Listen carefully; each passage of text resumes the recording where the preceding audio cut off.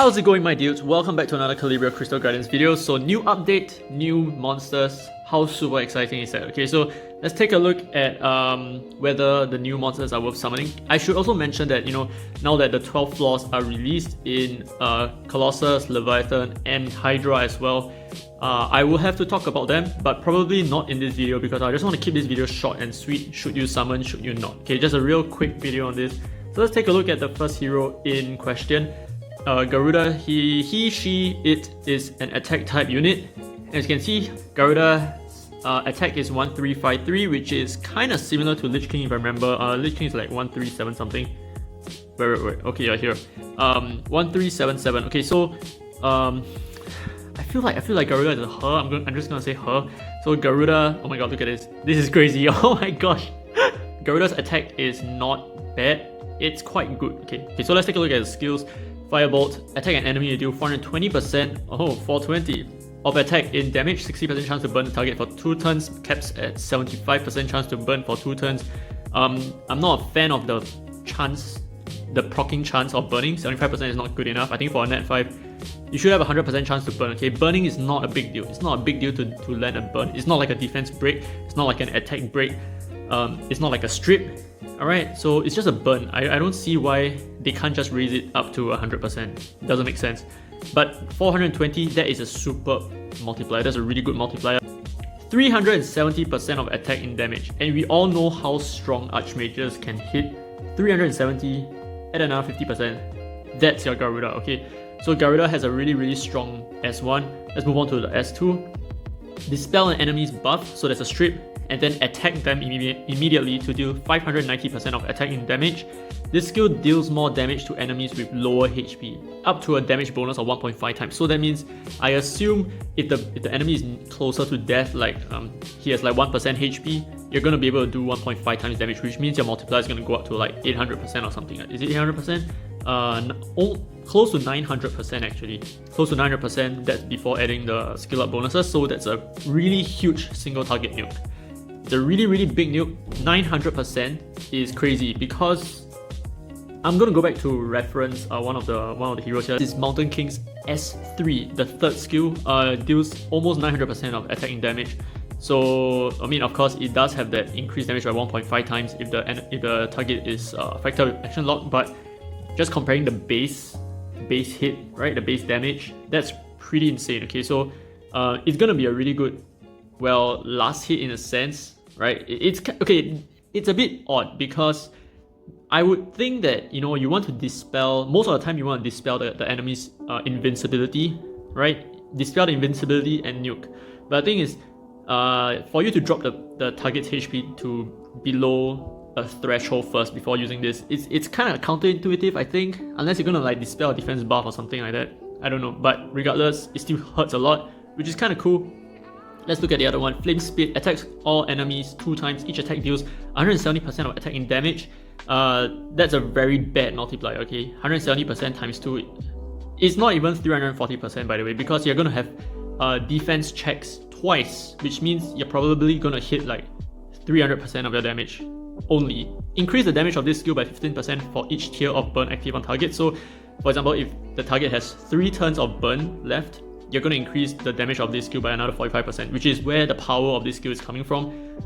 However, this skill does require a setup, which is not very good. Because if you're gonna consider where you want this skill to be very powerful, you're probably looking at PvP, right? But how are you going to set up a team such that you're going to apply dots first and then a nuke? It doesn't really make sense, okay? Because it makes a lot more sense to just get like attack buffer and double AoE nukes rather than to drop a burn, right? To drop burns on everyone before using this nuke. But that's where the S3 comes in. Okay, so but anyway, I'm not a fan of this skill because the multiplier is low.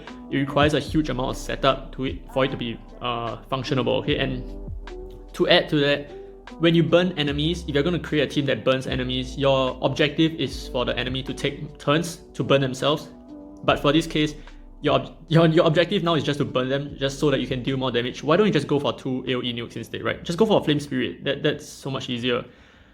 Flaming Abyss attacks all enemies 3 times. Each attack deals 115% of attacking damage. Again, very low multiplier. Again, you are going through a lot of defense checks. Okay, so in the end, your damage is gonna be even poorer than flame speed. I can guarantee you that. And it has a 30% chance to burn targets for 1 turn. Okay, so that's nice. It caps off at 40%, I believe. Yes, 40%.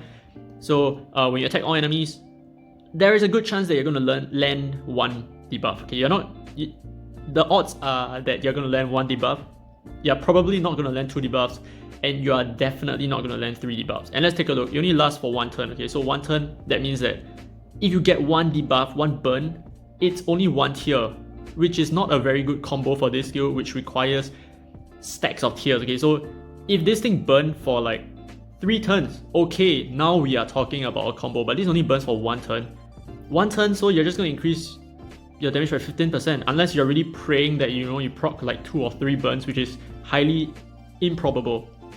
But the next part of this skill is really, really awesome, and affect them with Karmatic Conversion for 2 turns. I really like this skill. When an enemy is affected by Karmatic Conversion, basically, when they get healed, they take that damage instead. So for example, if you're gonna go against like a healing team, which makes a lot of sense because you want to burn them down, right? Because they're very tanky, you want to like slowly whittle them down to 0. As long as you drop this Karmatic Conversion on them, the enemy Selene or Druid, they're not going to be able to heal anything. In fact, they're going to kill themselves further, which is really, really good. So the synergy of this hero is to go up against tanky comps using a burn team, a burn focused team. Okay, so you're going to bring like Yaksha, you're going to bring Abyss Lord, you're going to bring all these to counter a tanky team. Okay, and then yeah, like I said, the buff goes out to 40%. Sorry, the burning goes out to 40%, the Karmatic Conversion is 100%. Moving on, this skill is literally just called Karmatic Conversion. Whenever you end your turn, the enemy with the lowest percent of HP will be affected by 2 turns of Karmatic Conversion. That's it. Terrible skill. It's a real garbage skill. This is really garbage. There's no reason why you want to use this. I can't think of a reason why you want to use this. Okay, anyway, moving on. Karmatic Transfer. When being attacked with poison, blah blah blah, immediately resist the effect, so you're immune to dots. Okay, 70% chance to reflect, 100% at max by the way, 100% chance to reflect the effect to the attacker. Target may resist it. This skill, if you find it familiar, you are not wrong. It comes from Mummy. Mummy has pretty much the same skill. Okay, 30% chance to gain immunity to poison, blah blah blah, 70% chance to poison the target for 1 turn when being attacked. It's kind of similar. However, this is like a guaranteed proc. It's a guaranteed proc. So the moment the enemy like attack you or they land a debuff on you, not only are you going to resist it, but you're also going to poison them because they attacked you, which is even better than reflecting dots, because this is not really reflecting dots. This is, if you hit me, I'm going to poison you. So it's like slightly, okay, even though the Mummy's proc chance is like a lot lower, right, 30%, 30% chance to resist, but in terms of reflecting, adding dots to the enemy, it's 100%. I'd say that, the Mummy might actually be a little bit better in terms of this passive here. So I'm just thinking like, okay, so maybe if you're gonna build this hero, you're gonna go for Flaming Abyss, you're gonna go for Flame Speed, so you're gonna drop an AoE first, okay, which is not gonna do a lot of damage because of the multiplier. The multiplier is really quite garbage. Hopefully you burn something. If you burn something, great. Attacks all enemies 2 times. Each attack deals blah blah blah blah, some kind of damage. Okay, but the thing is, you need to take 2 turns to land this, and you don't really want to take 2 turns to land this. You want to be, you know what? If you're gonna go against a HP team, just bring straight up DPS. Just bring Flame Spirits. That's all. I think this hero is really not worth summoning for. I might be wrong. Okay, I mean, obviously someone would be able to come up with a very, very strong strategy with the Garuda, but in terms of what I'm looking at, not worth summoning. Oh, Poseidon, my dudes, totally broken. I mean, he's extremely broken. I'm so sorry, but he has cute dolphins though. He's extremely broken. Okay, so let's take a look at why he's broken. Okay, attacks an enemy, you do some amount of damage some amount of damage. 80% chance to transfer all of target's buff to self. 100% at max. This is what I'm talking about. Why doesn't the Phoenix Garuda? Why doesn't the Garuda have 100% chance to burn? This guy has 100% chance to strip and take the buff. This is crazy. Okay, this skill is good. It's really good on its own. But is it really OP? It's alright. It's an alright skill, but the transfer is really quite nice. Let's take a look at the next one. Undercurrent, attack all enemies 2 times. Each attack has 100% deals 100% of attack in damage and has a 60% chance, 75 at max, so 70% chance at max to slow all targets for 2 turns and reduce the energy by 25%. After attacking, haste all allies for 2 turns. This is an absolutely good skill. This is a very, very good skill. It's very good for PvP control. It's very good for general use, right? In PvE as well. This is going to be really good for the Spire. Okay, it's really good for VD. Slow plus haste, 2 in 1, and energy control as well. Next, Water Baptism attacks all enemies 2 times. Each attack deals 100% of attacking damage and has a 60% chance to affect targets with damage reflection for 1 turn. Okay, so what damage reflection does is enemies with damage reflection will take 20% of their own damage when attacking. So this is a real counter towards, I guess, speed meta comms. But the thing is, you have to take the first turn anyway. So this is kind of odd. It's kind of an odd skill, I think. After attacking, grants a shield with 20% of own max HP to all allies for 2 turns. So it's a really good tanky skill. Okay, it's a really good tanky skill. I won't say that the damage reflection is a really good addition. It's just an okay addition. But yeah, I think the shield is gonna be quite nice. That's about it. I don't really think it's really worth it. I think Undercurrent is a lot better in more situations as well. Then next, yeah, we are going from the bottom. We are going from the bottom for a good reason, okay? Attack all enemies 3 times. Each attack deals 85% of attacking damage and has a 50% chance to dispel all buffs from targets.